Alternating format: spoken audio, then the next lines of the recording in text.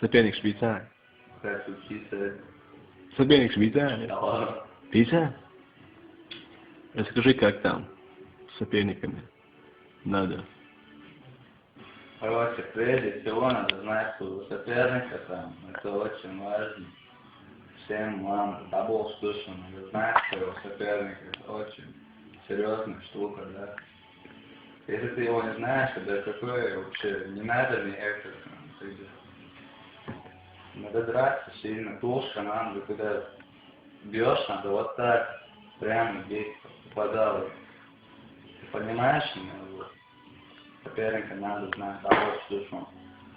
Но это...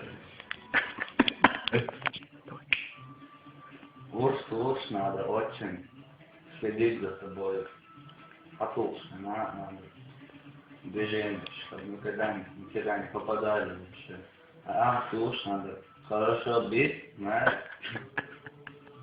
Серьезно, но уж хороший. Тут лучше надо смотреть, куда он идет, за ним надо смотреть очень хорошо. На бог слышно. Да, я